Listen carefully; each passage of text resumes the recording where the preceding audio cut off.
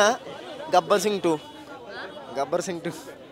ఏం చూస్తాం డీజేట్లు చూసినా ఈ కుర్తా వేసిన మా ఆవిడని ఉతకమంటే ఉతకలేదు అయినా వాషింగ్ మిషన్ నుంచి తీసి మరీ వేసుకున్నా ఎందుకంటే సినిమా సూపర్ డూపర్ హిట్ అవుతుందని బాగుంది కాకపోతే ఇది యూఎస్ఏ నుంచి తెప్పించామండి అది లెన్స్ ఖరాబ్ అవుతాయని అది ఉన్నాయండి మూవీ ఎలా ఉంది ఎప్పుడు వెళ్తాం మరి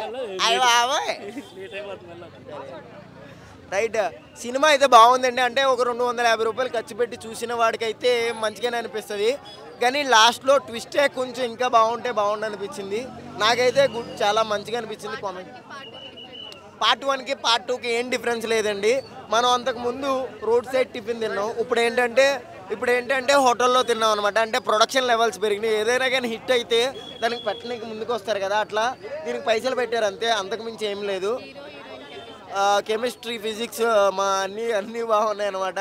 ఆవిడ అన్నారు కదా బిర్యానీ తినరా మీరు రోజు బిర్యానీ తింటారని రోజు బిర్యానీ కదండి మీరు ఏం పెట్టినా తింటాం అనుపమ గారు అంతకుముందు మిమ్మల్ని ఫ్యామిలీ యాక్టర్ అని ఎవడో అన్నాడు కాదండి మీరు ప్రతి యాక్టర్ అనమాట మేము వెయిట్ చేస్తున్నాం ఇంకా హాటీ ఎందుకు టిల్లు సంథింగ్ ఏదో ఉంది కదా అయ్యే డైలాగ్స్ ఉన్నాయండి కొత్తగా అయ్యే ఏముంటుంది పెట్టింది పెద్ద ముద్ద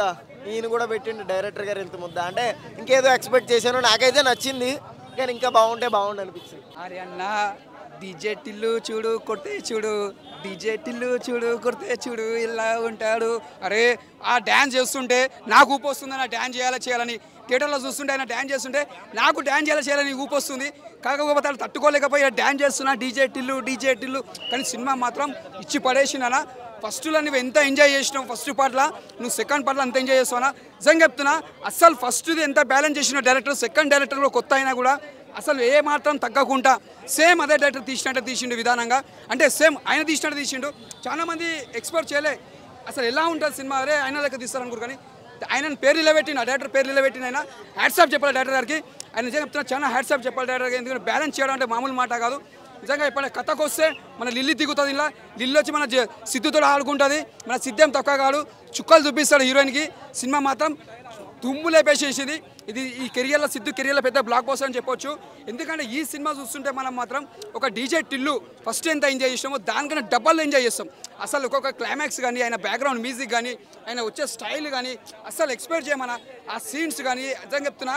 హ్యాట్సాప్ చెప్పాలి అలాగే మెయిన్ హీరో చాలా కష్టపడ్డాడు చాలా దానికోసం ఫలించిండు ఎందుకంటే దానికంటే పెద్దగా పేరు తెచ్చుకోవాలని కష్టపడ్డాడు దాని తగ్గట్టు న్యాయం చేసిండు ముందుగా డైరెక్టర్ గారికి